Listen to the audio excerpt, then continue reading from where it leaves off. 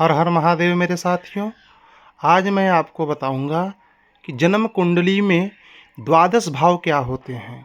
द्वादश भाव मतलब होता है कि हर एक ग्रह के अलग अलग भाव। द्वादश को मतलब हम 12 भाव कहते हैं। जैसे जन्म कुंडली में 1 से लेके 12 तक होता है तो उसको हम द्वादश भाव कहते हैं। हर एक ग्रह का एक अलग अपना भाव होता है, उसके अनुसार वह कार्य करता है। जैसे हम पहले घर को तनु भाव के नाम से जानते हैं।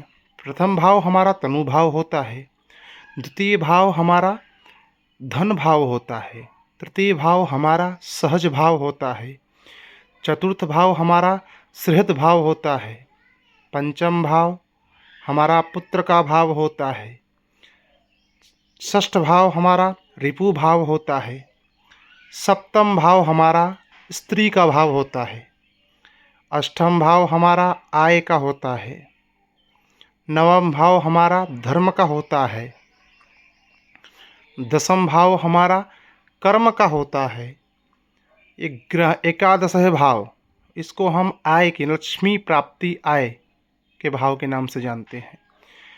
12वां भाव जो होता है द्वादश भाव जिसको बोलते हैं वह व्यय के नाम से जानते हैं, व्यय भाव होता है। ठीक है।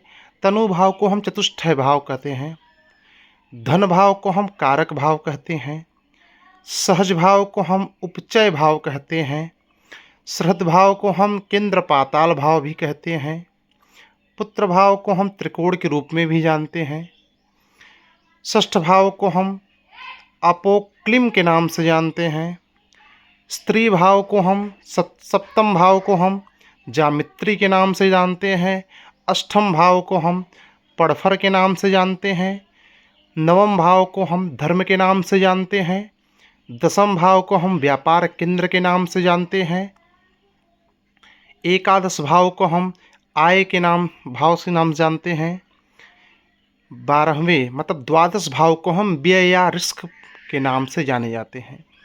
इसी प्रकार हम कुंडली में हर एक ग्रह के बारे में धीरे धीरे आपको विस्तृत रूप से जानकारी देते रहेंगे। इस जानकारी को आप धीरे धीरे समझिएगा और कोई भी समस्या हो तो कमेंट करिए, या हमारे इंस्टाग्राम चैनल पंडित प्रभात दुबे 517 के नाम से है, या पंडित प्रभात दुबे 101 के नाम से चैनल है। उस पर आप आकर के हमें मैसेज कर सकते हैं और हमसे पर्सनल बात भी कर सकते हैं। कुंडली के लिए संपर्क भी कर सकते हैं। जन्म कुंडली बनवाना हो तो पंचांग से ही कुंडली बनाते हैं हम। किसी प्रकार की कोई समस्या हो उस पर आप हमसे विस्तृत रूप से जानकारी ले सकते हैं। इसी के कारण हम अपना शब्द को विराम देते हैं। हर हर महादेव।